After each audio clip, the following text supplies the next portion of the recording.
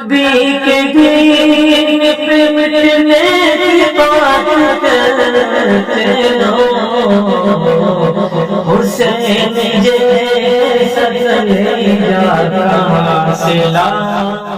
اس وقت حیدرآباد میں میرا اندازہ ہے، میں نے تحقیق نہیں کی ہے، چاہتا ہوں کہ کوئی بتائے بھی مجھے، لیکن میں جتنا جانتا ہوں میرا اندازہ یہ ہے کہ اس وقت حیدرآباد کے کناروں پر جو سافٹ ویئر کمپنیاں ہیں، اس میں فیس بک میں، جن پیک میں اور اس قسم کی کمپنیاں، مجھے نام نہیں معلوم ہے، جن پیک اور فیس بک اور یوٹیوب اور اس قسم کی کمپنیوں میں میرا اندازہ ہے تقریباً 200 علماء کام کر رہے ہوں گے۔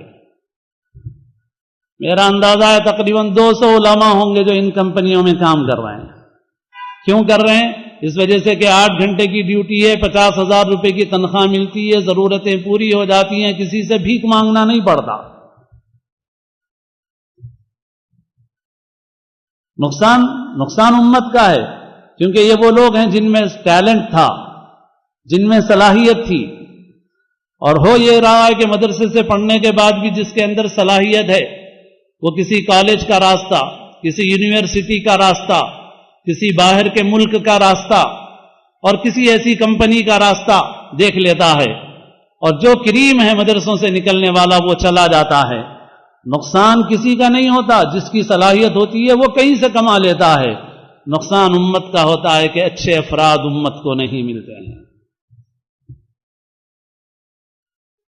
اور صلاحیت کی قیمت ہوتی ہے۔ لوگوں نے مسجدوں میں بھی، اداروں میں بھی صلاحیت کے بجائے بس نوکر بنانے کی فکر کرتے ہیں۔ آج اس کا نتیجہ یہ ہے کہ اچھے افراد سے دینی میدان خالی ہو رہے ہیں، باصلاحیت لوگوں سے۔ بعض لوگ کہتے ہیں کہ میں مسجد کا 20 سال سے صدر ہوں، بہت بڑا نیکی کا کام کر رہا ہوں۔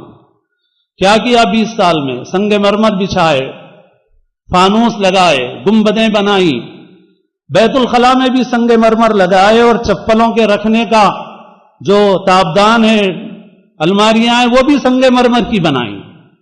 مگر خدا کے پاس معلوم ہوگا کہ 20 سال تم نے خدمت کی ہے یا نقصان پہنچایا ہے۔ تمہارے حاکمانہ طرز اور طریق کی وجہ سے کوئی اچھا امام نہیں ٹک سکا، کوئی اچھا عالم اور خطیب نہیں رہ سکا۔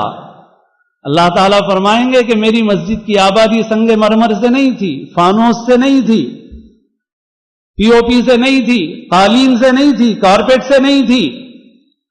میرے نبی کے دنیا سے جانے تک ان کی مسجد چھپر کی تھی، اور ان کی زمین پہ قالین تو دور کی بات ہے، مٹی کے سوا کچھ نہیں تھا۔